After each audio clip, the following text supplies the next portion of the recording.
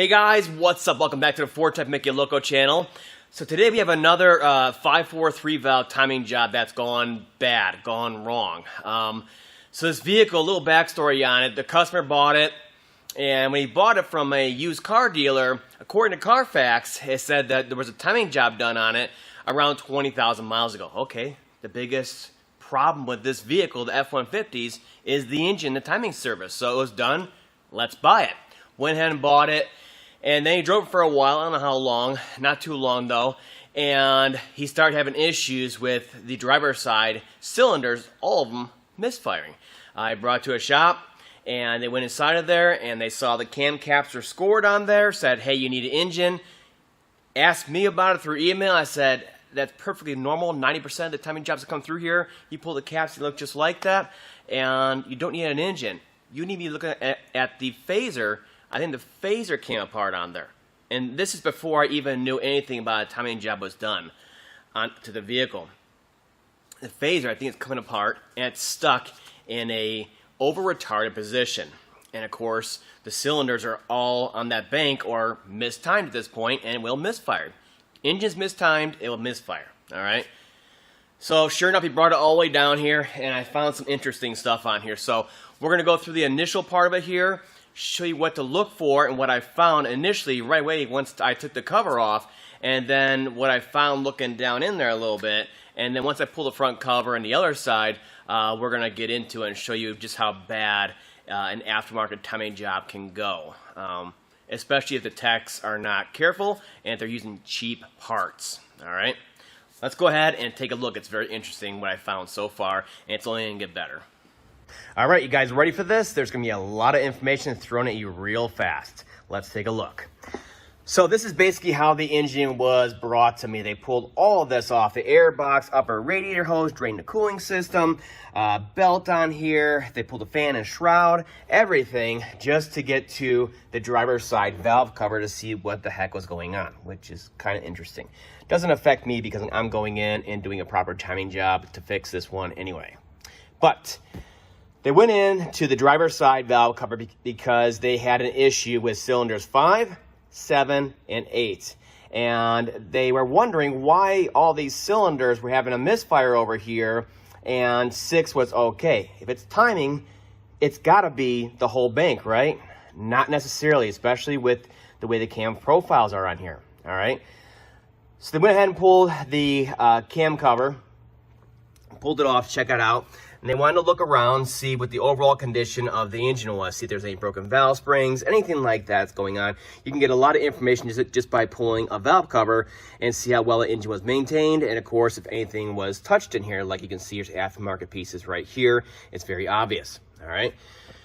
So they went ahead and pulled a cam cap on here. They pulled the cam cap to either check the wear on here because they know it's a common wear point on the 543 valve, or they just wanted something to tell a customer, hey, we need an engine and we're not going any further with it, all right? So they pulled it and they showed the customer, look at the kind of wear that's on here. The engine's chewing itself up. It's the end of the world. It's not the end of the world.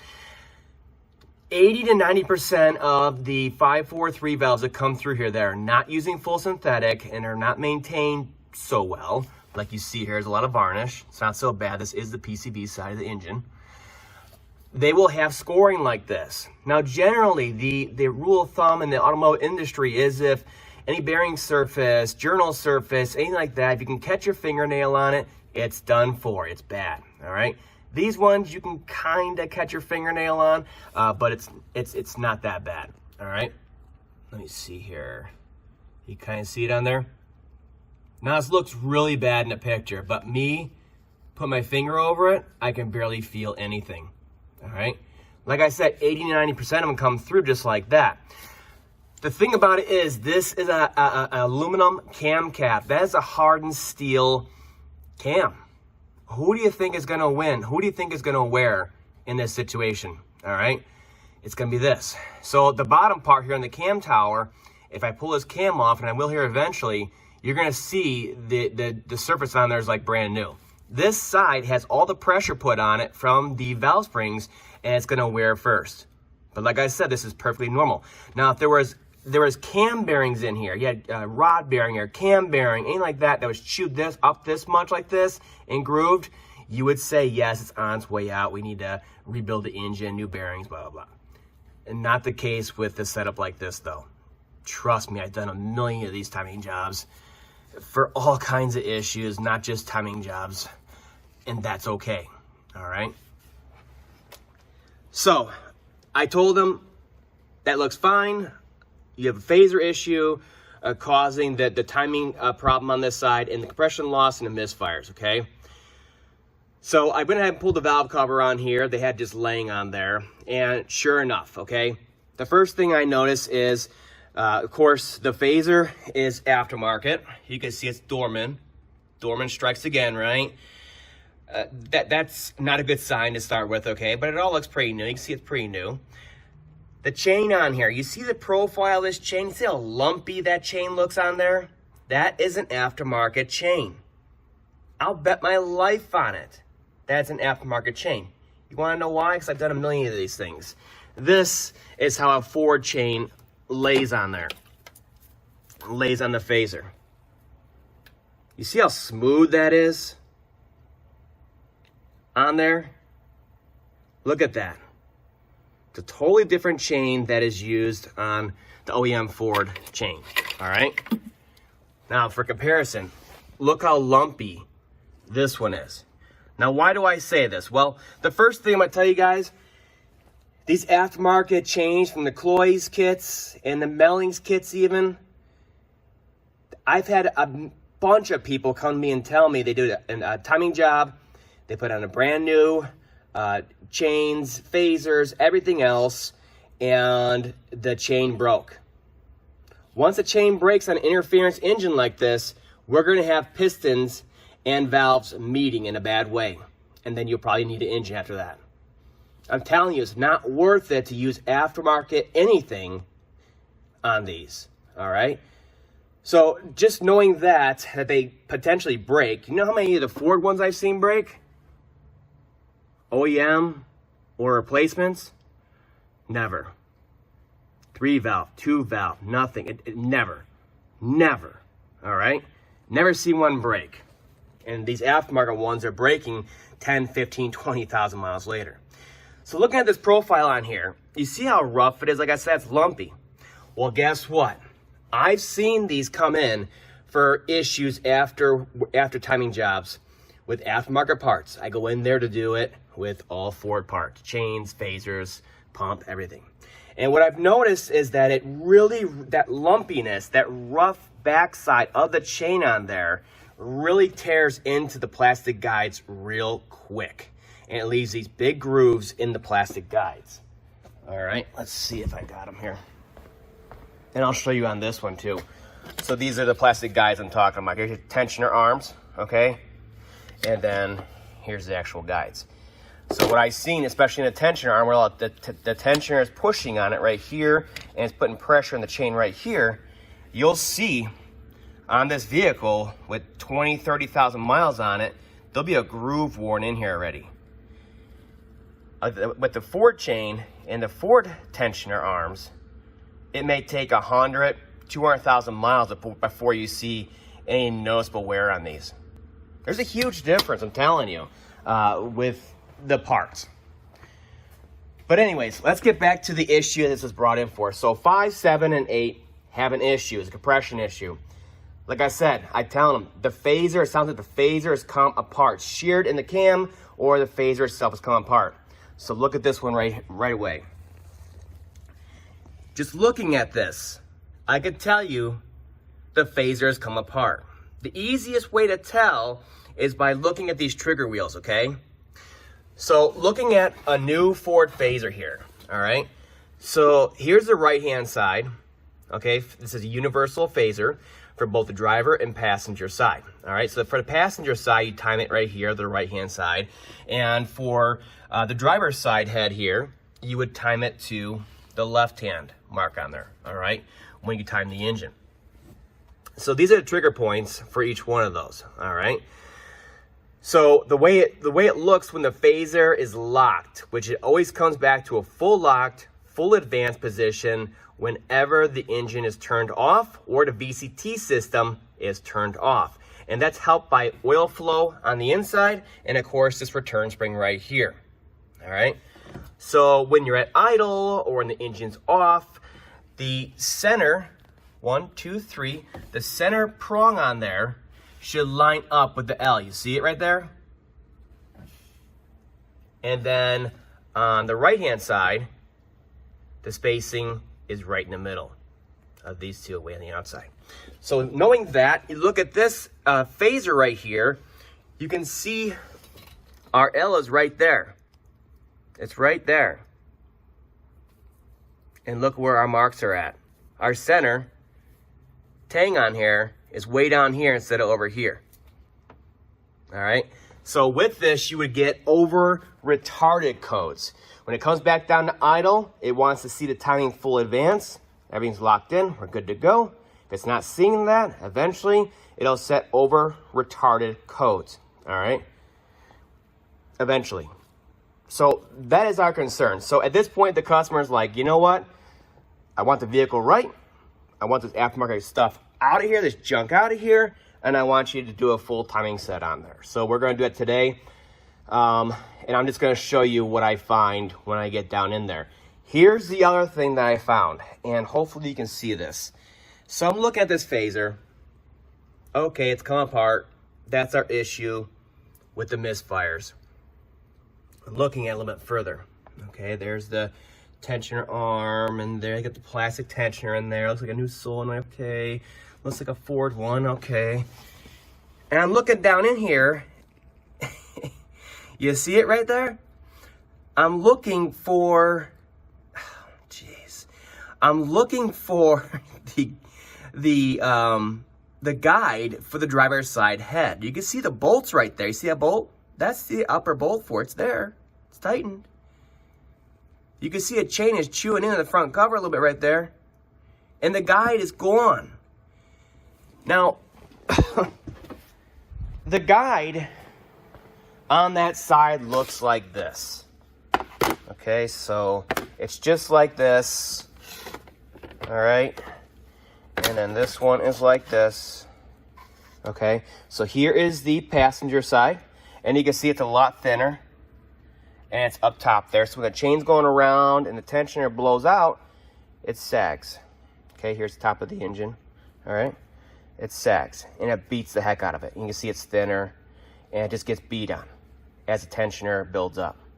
These always go first. On the driver's side, though, you can see how thick this thing is. I mean, it's beefy. So on these ones, the worst I'll see on the worst engines, okay, is I'll see it cracked right around here and then it falls away a little bit. But otherwise, they're usually fully intact. All right, it'll break away from the mounting boss right here. All right. So why this vehicle is it just missing? I mean, you see it in there? Probably a good view. There's the bolt, there's the chain, and I don't see a guide. So I don't know what happened. They forgot to put it in. I don't know what happened, but like I said, it's gonna get better and better. I know it's a lot of information I'm throwing at you, but I'm just trying to get my knowledge out to you guys that may be dealing with these engines. I've done a million of these timing sets on here. I've done a lot of engine swaps. I've done so much on this engine. This engine is my whole career, and this is the kind of information I want to push to you guys, help you guys out there. So what I'm gonna do now is I'm gonna start pulling some covers off and get it opened up so that we can look at it and see what's exactly going on in here and why it got this bad in the first place. What did they do? Where is that guide at? And then we'll just wrap it up from there. All right, here we go, the big reveal. So I have both valve covers off, pans off, and all the bolts are out of the front cover. The one thing I did notice pulling the passenger side valve cover here is the chain is drooping quite a bit there. The guide appears to be intact, but it's broken according to the pan. So let's take a look at the pan first. So yeah, you can see down on the pan here, it doesn't look pretty, right? I told you the guides are missing. Some of these appear to be the driver's side, but a lot of them, like right here, here, that's all the passenger side guide. See that the lower half is missing, or that's from the previous timing job, no one cleaned the pan out. So a lot of people see this pan and they're freaking out, going, gotta change the engine out. Oh yeah, engine. They don't understand where all this is coming from, okay? So I say 1 out of 10 timing jobs come in like this. These engines come in like this, and they're just destroyed. Let them go too far. The key here is cleaning the heads, cleaning the front cover area, and once you pull it off, you know, little pockets in the head and everything, and these pieces get trapped into, and then of course dropping the pan and cleaning out very, very well. All right. You'll see some sparklies down inside, some metallics in here. That's just all from the front cover. It's not the you know, rod bearings or main bearings chewing up and everything letting loose. It's just from the front cover. All right. So what happens is it kind of comes down, sprinkles down. There's a little bit of oil up here. Gets trapped, flows, goes down in there, and it just stays there. All right. And it kind of settles to the bottom. So it's not really an issue. This is no big deal. It's a lot of cleanup, but it's no big deal. But the problem with when all those pieces break is that the pickup gets a little filled. You see up in there? Pull you back a little bit. There you go. It's a little clearer. It's packed. So another real important reason why you want to pull the pan and do something like this right. All right, so let's go ahead and pull the front cover. All the bolts are out. Should fall right off. Let's see, you know, how this went bad. Okay, so let's go ahead. I'm gonna try to do this one-handed without destroying anything. So on the front cover here, what happens? This is the passenger side here. This is the side that's always gonna have the most wear in it. Okay, so like I said, that big guide is up here. Everything's reversed right now. We're looking at from the other side. But that guide I was talking about, that breaks and it's more thin and flimsy, it's up here. So once it's gone, the chain flops around here and starts chewing into stuff, okay? This really is not that bad. We're getting a lot of metal, I think, is because the guide on this side, like I said, is gone. This is tight, okay? But the guide should be right here. Actually, pull up a little bit and be right here, supporting it all the way down. And there's the other half of it. So I don't know why that broke. Like I said, you know, put it back a little bit. There you go. Like I said, the guide on the side is much thicker, and the chain is kind of lays on it and rides on it. Okay, and let's say the tensioner failed over here. All right, it's already laying on it. Whereas this side, and yes, I was correct, the person that did this timing job with aftermarket pieces and not torquing stuff, and there's loose bolts and mixed bolts, did not clean the pan out. How do I know that? Well, like I said, you see these ribs right here on the back side of this, they're only on the passenger side guide. And you can see this guide is intact all the way down. The guide is intact, okay? It's cracked right here. I can tell you right now, I can't see in there real well. Let me pull up and show you. There you go. I know this one's cracked, but all the pieces are basically here because it cracks and it separates. But this part right here, which is the first section to go, is still here. So all those pieces we're seeing, these ribs, this backbone, the spine looking thing in the pan, are from the original ones that broke many moons ago. So they never cleaned the pan out. Yeah. So all of this looks good to go. Here. I mean, all the bolts are in and stuff. I really don't understand why this broke. Let me see, this bolt's loose. No, and that's the correct bolt. That's the correct bolt down there. And this tensioner seems fine. We know the phaser's done for, but that's due to the part failing. That's nothing to do with anything else going on here. Original oil pump, they never changed it. Which, you know, if you're in a budget, is fine. But you can see all the slack on this side. This is horrible. It's mainly because it popped on here. And you can see this one, for now, is holding up. That's a dormant also. Yeah, so yeah, there's a lot of bad stuff going on here. And especially with this guide being gone. That thing is totally gone. That's a huge thick guide. And just sat there, beat on it, chewed it up, and it all dropped down into the pan and clogged the pickup on there. Very interesting.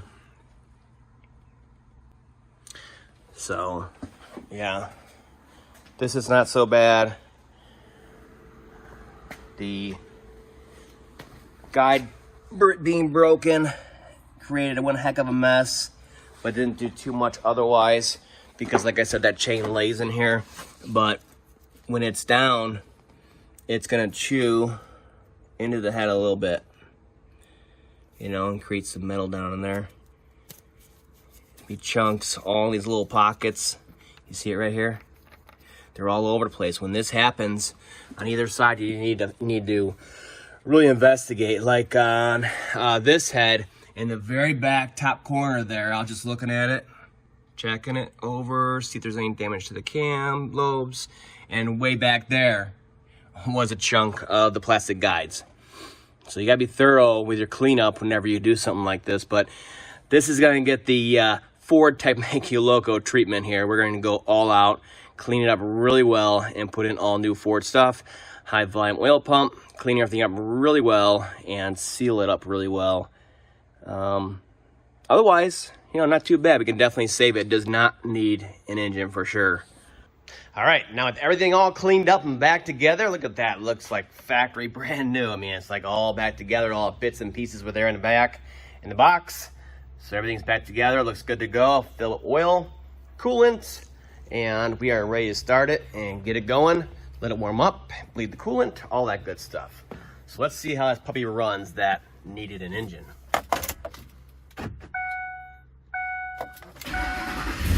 Oh! Starts right up. Of course, needs an exhaust manifold.